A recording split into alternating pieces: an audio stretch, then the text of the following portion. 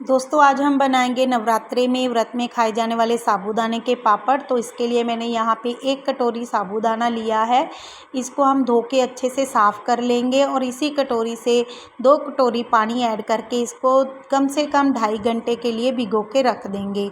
तो पहले हम इसको अच्छे से धो के साफ़ कर लेते हैं। तो मैंने इसको अच्छे से धो के साफ़ कर लिया। अब 2 कटोरी हम इसके अंदर पानी ऐड करके और इसको कम से कम 2.5 घंटे के लिए भिगो के रख देंगे। दोस्तों साबूदाना जो है वो साइज़ में बड़े भी आता है और साइज़ में छोटा भी आता है। बारीक वाला साबूदाना वो देखने से आपको पता चल जाएगा। अगर आपका साबूदाना साइज़ में बड़ा है तो कम से कम इसको 5 घंटे के लिए भिगो के रखना पड़ता है। तो 2 कटोरी पानी डालकर मैंने इसको 2.5 घंटे के लिए भिगो के रख दिया। अब हम एक बर्तन लेंगे, उसके अंदर एज इट इज़ इस साबूदाने को मैंने डाल दिया है और इसको पकने के लिए पहले ही रख दिया था। मैंने इसके अंदर 2 कटोरी के अलावा 3 कटोरी पानी और ऐड किया है। कम से कम 5 कटोरी इसके अंदर जाता है 1 कटोरी के अंदर। और अगर आपने 1 कटोरी साबूदाना लिया तो 1 चम्मच इसके अंदर सेंधा नमक डाल सकते हैं। अगर आप व्रत में नहीं खा रहे तो सिंपल नमक भी ऐड कर सकते हैं। इसमें मैंने जीरा ऐड किया है। अगर आप अजवाइन का फ्लेवर देना चाहते हो तो वो भी डाल सकते हो। और इसको तब तक पकाना है जब तक ये इस तरह से ट्रांसपेरेंट ना हो जाए और पानी जो साबूदाना है वो आपस में मिक्स होकर उसका एक गाढ़ा मिश्रण तैयार हो जाना चाहिए। और अब हम इसी को इसी तरह सिम के ऊपर पकने के लिए रख देंगे और इसको मैं थोड़ी देर के लिए ठंडा करूँगी। ठंडा करने के बाद ही हम पापड़ बनाएंगे। ज़्यादा देर नहीं रखना है, नहीं तो ये मिश्रण गाढ़ा हो जाएगा और पापड़ नहीं बनेंगे। हल्का सा बस हमने इसको ठंडा करना है। वैसे तो हम पापड़ जो है वो पन्नी के ऊपर बनाते हैं, लेकिन आज मैं इसको प्लेट्स के ऊपर भी ट्राई कर रही हूँ।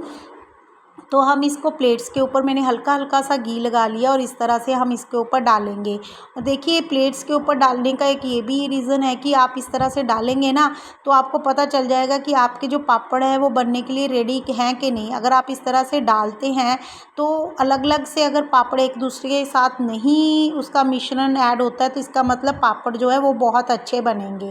और ये देखिए मैंने इस तरह से प्लेट्स के ऊपर डाल रही हूँ ना तो एक दूसरे के ऊपर खिसक के नहीं जा रहा है मिश्रण, तो अलग अलग पापड़ बन रहे हैं। तो ये भी एक रीज़न है एक प्लेट के ऊपर डाल के रखने का।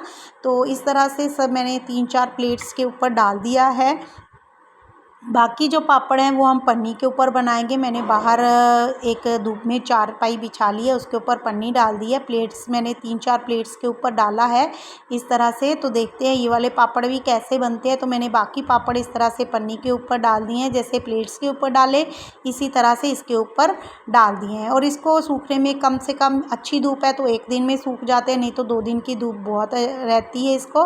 तो ये अच्छे से सूख जाएंगे तो फिर हम उसको शाम को बनाएंगे पापड़ दोस्तों। तो इसको सूखने के लिए रख देते हैं हम लोग। तो ये सूख के जब रेडी हो जाएंगे तब बनाएंगे। तो ये देखिए हमारे जो पापड़ हैं वो सूख के इस तरह से रेडी हो चुके हैं। जो पापड़ हमने प्लेट पे सुखाए थे ना वो इतने इजीली नहीं उतरे हैं जितने इजीली कि जो पन्नी के ऊपर डाले हुए पापड़ हैं। तो ये देखिए मैं आपको तल के दिखा रही हूँ कि ये पापड़ भी किस तरह से इजीली तल के रेडी हो गए हैं। बहुत ही टेस्टी लगते हैं। तो मैं तो इसको एंजॉय करती हूँ शाम की चाय के साथ। आप भी इनको बनाइए, व्रत में खाइए। जय माता दी।